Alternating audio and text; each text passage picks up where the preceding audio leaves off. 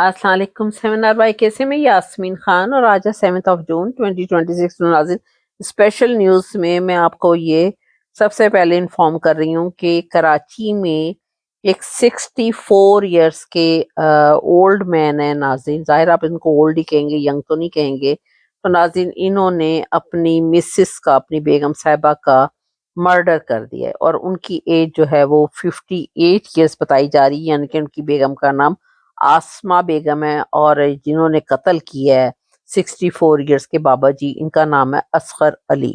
नाज़रीन वैसे तो आगे से डिटेल बताने से पहले मैं बताऊं कि अल्लाह पाक ने इनकी ज़िंदगी में किस एज में कत्ल लिखा हुआ था जो कि हुआ है, और वो भी इन्होंने अपनी बेगम का, जो कि इनके साथ पता नहीं इन्होंने 30-40 साल तो गुजारे ही होंगे मिनिमम। तो अब इन्होंने क्यों कत्ल किया है, कैसे किया है, कोई कहा जा रहा है कि ये खुद बयान इनका आप सुने और इनकी ज़बानी, ताकि आपको पता चले सारे हालात का। कुछ इन्होंने लोहे की रॉड के साथ उनके सर पे मारा है। तो नाज़रीन ये मैं इनकी ज़बान से ही आपको इनकी सारी डिटेल भी बताने लगी हूँ, और ये भी आप देख लीजिए, और फिर इसके बाद वहाँ की कुछ वीडियो क्लिप्स हैं वो भी देखिए नाज़रीन। बीवी के जो ताल्लुक होता है इसी बेस पे जो है ना ये झगड़ा शुरू हुआ है। आतंकवाद भी हुआ, आतंकवादी भी हुआ।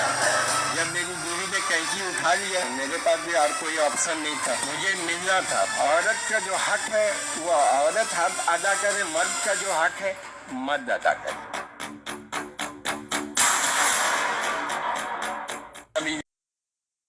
तो नाज़रीन आपने ये देखा है कि इनका सबसे ज़्यादा अफसोस तो ये है कि इनका अल्लाह पाक ने किस एज में इनके हाथ से अपनी बीवी का कत्ल लिखा हुआ था। हालांकि इन्होंने कितनी 30-40 साल, 45-45 ईयर्स मिनिमम कुछ लाइफ के साथ गुजारी होगी, जो अभी तक इतने साल तक इकट्ठे ये लोग थे, और बीवी का जो है वो कत्ल कर दिया है गुस्से में आके। बाबा जी का दिमाग थोड़ा सा लगता है अपसेट हो गया था। तो नाज़रीन इसके बाद आपको मैं दूसरी भी न्यूज़ सुनाऊं कि मंसूर अली साहब की ज़बान से आपने ये सारा कुछ सुनना है कि वो इन्होंने बताया मरियम सफदर साहिबा के सिलसिले में कि इनको जो है वो गले का कैंसर तो काफ़ी अरसे से ही सुनने में आ रहा था कि कुछ इनको थायराइड प्रॉब्लम है, लेकिन अब वो लगता है कुछ ज़्यादा हुई है, जो कि इनका बताया जा रहा था कि अभी इनकी कुछ मेजर सर्जरी भी हुई है नाज़रीन। तो ज़ाहिर है इतनी ज़्यादा बदवाएँ लोगों की ले रही हैं, कोई एक बंदा नहीं नाज़रीन, कोई एक भी, आप पूरे सोशल मीडिया को आप छान कर देख लीजिए कि आपको एक भी मिले जिसने मरियम सफदर के लिए दुआ कर रहा हो। ज़ाहिर है इन्होंने अरशद शरीफ को मरवाने के बाद खुद केक काटा था, और वो मैंने भी देखा था वैसे इनका वो क्लिप। तो नाज़रीन इनको मरियम सफदर को जो बताया जा रहा है कि ये मंसूर अली साहब ही बता रहे हैं, आप इनकी ज़बान से ही सुनिए ये क्लिप। का मर्ज जो है वो लाहक हो गया है। मुझे कुछ इसकी डिटेल्स पता थी, लेकिन कुछ बैकग्राउंड मुझे पता था, लेकिन अब कुछ मजीद तफसीलात भी जो है वो सामने आई हैं। और ये अब जो मैं आपसे गुफ्तगू करने लगा हूँ वो इस वक्त मरीम नवाज़ के साथ जो लोग मौजूद हैं उनसे मेरी गुफ्तगू हुई है, जिसके बाद ये सारी डिटेल्स मैं उनकी सेहत के हवाले से जो मैं आपके सामने रखने लगा हूँ। आज से तकरीबन 2 साल पहले जिनीवा के अंदर ही जो है उनका एक थायराइड का इशू था, जिसके हवाले से जो है वो इनका एक मेडिकल चेकअप वहाँ पे हुआ था और ट्रीटमेंट हुई थी वहाँ पे।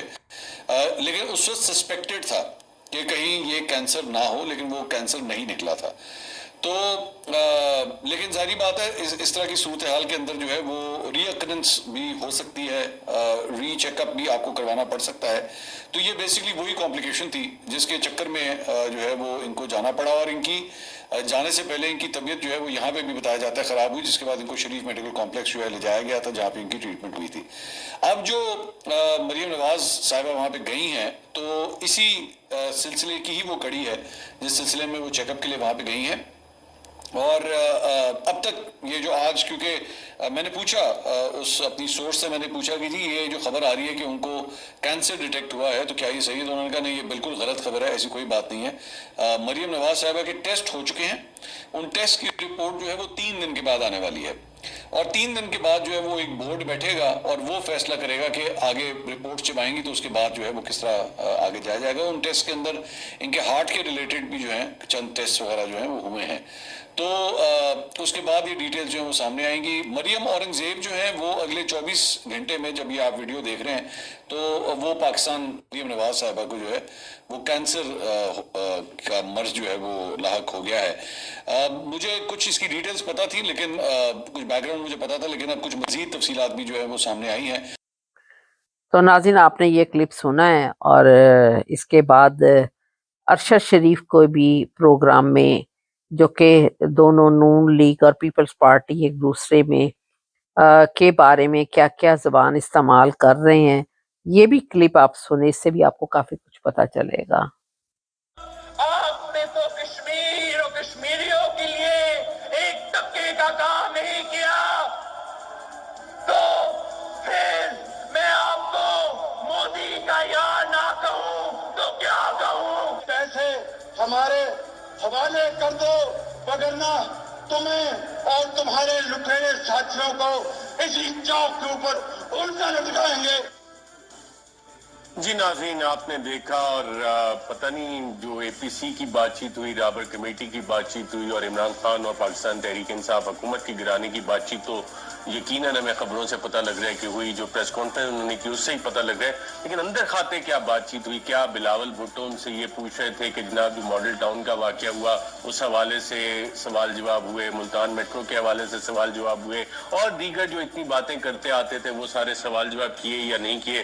اور شہباز شریف صاحب جو کہتے تھے کہ اور میاں نواز شریف صاحب کے جی وہ سرے مینشن، پھر سوئس اکاؤنٹس میں پیسہ، اور پھر ملتان اور لاڑکانہ اور کراچی پشاور کی سڑکوں پہ گھسیٹنے کا، کیونکہ وہ پلان تو آپس میں ڈسکس نہیں کر رہے تھے. لیکن بہرحال یہ وہ چیزیں تھیں جو کہ ہمارے سامنے موجود ہیں اور کس طرح سے دونوں یکجا ہو گئے. تو ناظرین آپ نے یہ کلپ بھی سنا ہے، تو اس ساری صورتحال کے بعد آپ خود دیکھ لیجئے کہ لوگوں کی بددعائیں جو ہیں دنیا کی وہ لگتی ضرور ہیں اور اللہ پاک سنتا ہے، لیکن تھوڑا سا ٹائم لگ جاتا ہے. کبھی کبھی کسی کام میں تھوڑا سا ٹائم زیادہ لگ جاتا ہے، کسی میں کم لگ جاتا ہے، لیکن آپ کسی سے بھی کوئی زیادتی کرے تو آگے ضرور آتا ہے. تو ناظرین بہرحال اللہ سے ڈرنا چاہیے. اور اس وقت آپ دیکھیں کہ عمران خان صاحب کے ساتھ بھی مکمل طور پر ان کے ساتھ بشرا بی بی ہیں، ڈاکٹر یاسمین راشد صاحب ہیں اور دوسرے شاہ محمود قریشی صاحب، باقی بھی کافی حضرات ہیں پی ٹی آئی کے اندر. ناظرین ان لوگوں کو، بے گناہ لوگوں کو اندر دیا ہوا ہے.